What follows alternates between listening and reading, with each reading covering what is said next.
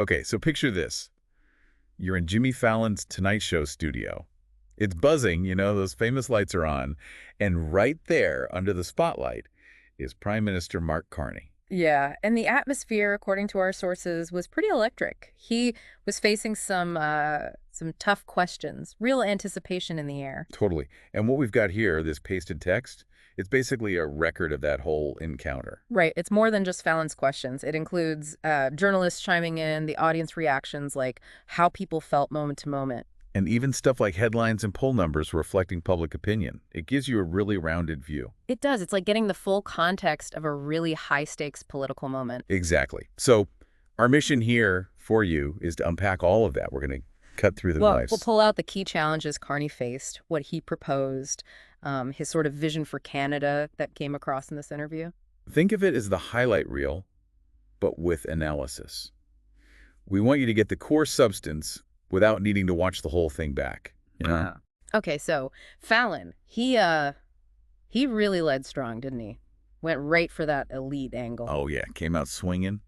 The first questions were all about framing Carney as, well, disconnected from everyday Canadians. Talking about high rent, grocery bills, gas prices, the stuff people are really feeling. Yeah, asking, does this guy get it? Does he understand the financial squeeze? And the source material notes Carney's reaction, a physical one. Right, the tightening jaw, that faint shadow of tension. You can almost feel the pressure landing just from that description. It shows how direct that opening attack was. But Carney, he didn't just brush it off. His response was, well, interesting. He went personal. Yeah, sharing stories about, like, counting change for groceries back in the day, stretching paychecks.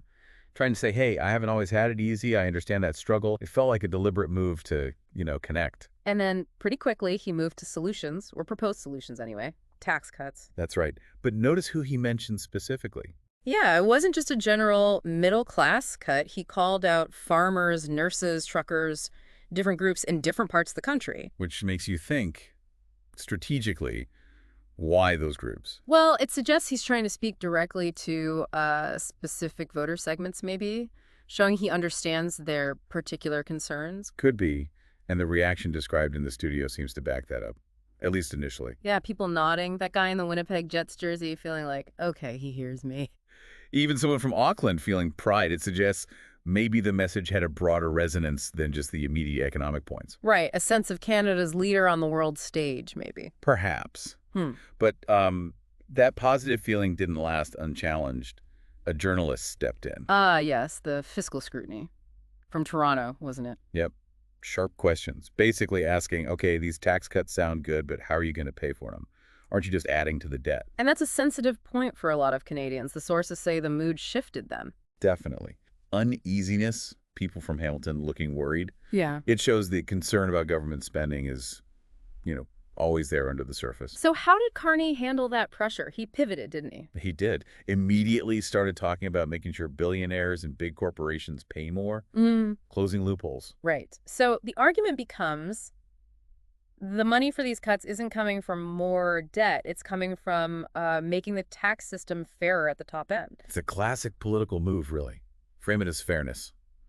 And judging by the reaction they got. Oh, night and day, according to the text. Explosive applause, people on their feet, shouts from Toronto, Regina. It clearly struck a chord. That idea of tax the rich to help everyone else has, well, a lot of appeal. Definitely tapped into something there. So after the tax cut debate, Fallon broadened things out, asked about, okay, if you win, what's the bigger picture? What do regular folks actually get? And Carney rolled out some pretty big promises. Clean energy was a major one. 300,000 jobs in clean energy. And he tied them to specific places, didn't he? Yeah, wind farms in Alberta, solar in Ontario.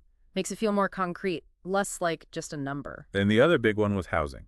1 million affordable homes in 5 years. Again, mentioning specific cities like Vancouver, Halifax, Winnipeg, places where housing is a huge issue. It makes the promises feel less like abstract national goals and more like targeted actions for specific communities. And again, the audience response described was very positive. Standing ovations, support from different regions like Regina and Montreal. It seems those core issues, jobs and housing, really resonate across the board. Okay, but then Fallon brought up something crucial for Canada, Quebec. The concerns there about French language and culture. Always a critical topic. How did Carney address it? He started by calling Quebec the soul of Canada, which is, pretty strong language, acknowledging its unique place. And did he offer specifics beyond that? Yes, he committed actual money, $2 billion for French language school, festivals like Just for Laughs and theaters in Quebec. So backing up the sentiment with a tangible investment. Exactly. And the reaction from Quebecers in the audience, according to the source, was really positive. Pride, feeling understood.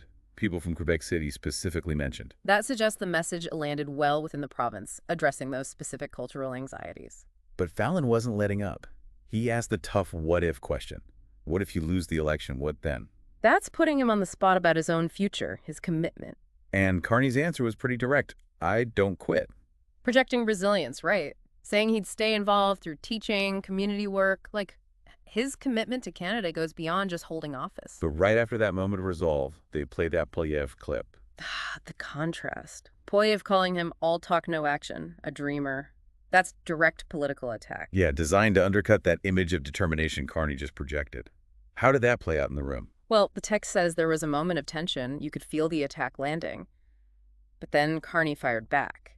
Saying he'd be louder than ever and that Canada needs everyone to build the future. It turned into this sort of defiant comeback, rallying his supporters again. It was quite the dynamic, that back and forth. You could almost feel the momentum shift back and forth based on the descriptions. Attack, defense, resurgence. Exactly. A real emotional arc in that segment. Then the conversation is shifted externally, towards the U.S., and specifically Trump's tariffs. Right. An American viewer asked about that. Lumber, oil key, Canadian exports. How would Carney fight back? He framed it firmly, called the tariffs an attack on Canadian workers. But he also stressed Canada's leverage. Leverage? How so? By pointing out that the U.S. relies on Canada for oil, electricity, critical minerals. It wasn't just a defensive posture. It was like, we have cards to play too. And you talk about diversifying trade, right? Looking towards Asia and Europe. Exactly. To avoid being, as he put it, sort of an economic hostage to one country, a longer-term strategy. But then things got even more heated with that clip they played.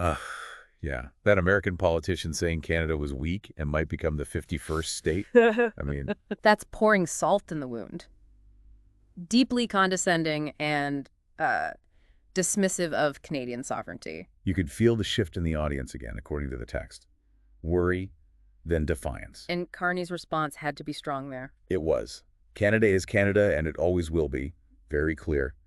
Vowing to strengthen the economy, diversify, stand tall. And that seemed to galvanize the audience. Absolutely. Raised fists, defiant shouts, that Canada chant starting up. It tapped right into national pride. It's amazing how a comment like that can unify people, even in disagreement. Definitely.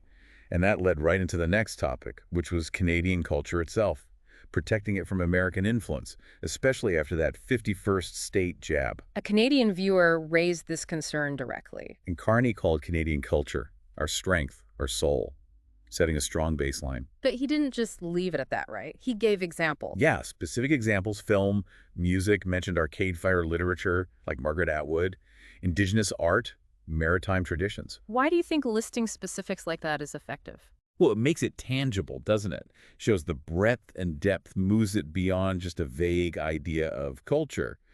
But then came the counterpoint. The American commentator clip. Yeah, the one calling Canadian culture basically maple syrup and hockey. Oh. A watered-down version of American culture. Ouch. Another dismissive stereotype. Right, and you could see the audience reaction cycle again. Pride, then worry, then bristling at the comment. So Carney had to defend it again. Passionately this time, pointing to Atwood's global impact, Inuit throat singing, Quebec festivals, Alberta rodeos, just showcasing the diversity and vibrancy, promising to promote it globally. It became a real defense of Canadian identity against external dismissal, and the audience seemed to really appreciate that strong stance. Absolutely. It felt like he was standing up for the whole country in that moment. Okay, so after tackling external relations and culture, Fallon turned to internal divisions, unity within Canada. Yeah, he mentioned Quebec's independence discussions, Alberta feeling ignored by Ottawa, those persistent national fault lines. And Carney's approach seemed to be about listening, right?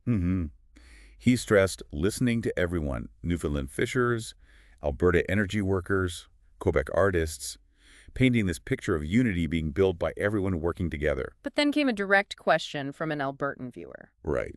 Someone basically saying, that sounds nice, but we do feel forgotten out here, putting his unity message to the test. And Carney responded with specifics for Alberta, didn't he? He did. Positioned Alberta as leading the clean energy revolution, 100,000 jobs there. But he also outlined roles for other provinces, too. Like Quebec as a tech hub, BC in green shipping, Nova Scotia in ocean tech. Exactly. Trying to show it wasn't just about Alberta, but about how all regions fit into this future economy, a vision of interdependent strength. And how did that play out with the audience, particularly the Albertans? Well, the source mentions initial skepticism from Albertans, but then more enthusiasm after he laid out that inclusive vision, even describing handshakes between people from Alberta and Quebec. Interesting. So the specific inclusive plan seemed to bridge some of that skepticism, at least in the studio. It appeared so, which brought them to the very end. Fallon's final question. The big one. Why should Canadians trust you to lead? Carney's answer wasn't about perfection. He promised a strong Canada, not a flawless one, where families can afford homes, people have good jobs. And every province and territory has a voice. He mentioned Manitoba, Montreal, Nunavut, PEI, trying to be comprehensive. But just when you thought it was wrapping up, one more clip. Another American politician. Yep. Dismissing Carney, saying America would just pick up the pieces, maybe make Canada the 51st state after all. Just relentless. Wow. Talk about ending on a provocative note. But Carney's final response was described as thunderous, really defiant. How did he frame it this time? He defined Canada as more than just geography, as an idea. Unity, resilience, pride. Vowing to build a Canada nobody dares underestimate. Leading in clean energy, protecting culture, standing tall. And the audience reaction to that? Huge. Raw emotion. Deafening applause. That Canada chant again. Really loud this time. Even Fallon got swept up, jokingly asking for citizenship. At a powerful culmination. And Carney's very last words. Quieter, but firm. Canada's our home, not anyone's backyard. A simple, clear message to end on. So, looking back at this whole deep dive, what are the main things we, and you listening, should take away from Carney's performance here? Well, several key strands emerge. On the economy, it's that dual focus. Yeah. Targeted help for the middle class and specific groups, funded, he argues, by taxing the wealthy, plus big investments in future industries like clean energy and housing. Right, and culturally. A really strong defense of Canadian identity, both specifically addressing Quebec's concerns with investment and more broadly pushing back against American influence and stereotypes while championing Canadian arts and stories. And politically, it felt like a constant theme of resilience. Definitely. Pushing back against opponents like poilievre, against U.S. pressure on trade and identity, and trying to bridge those internal Canadian divides by offering a vision where every region has a specific valued role. It was all woven together with that thread of national pride and determination. Exactly. So, for you listening, hopefully this breakdown gives you that shortcut we promised, a clear sense of the arguments, the vision, and the challenges Carney laid out in this pretty intense interview setting. And building on that very powerful ending, Carney defining Canada as an idea, the audience chanting. It leaves you with something to think about. Yeah. What's the final thought? Well, in today's world, with all these global pressures and internal debates, what does it really mean for a country like Canada to define itself? To stand strong, as Carney put it. Does his vision of unity through recognizing regional strengths and shared identity, does that resonate with you? And thinking about that phrase, Canada as an idea, what does that idea mean to you personally? What's your vision for a united, strong Canada moving forward? Something to mull over.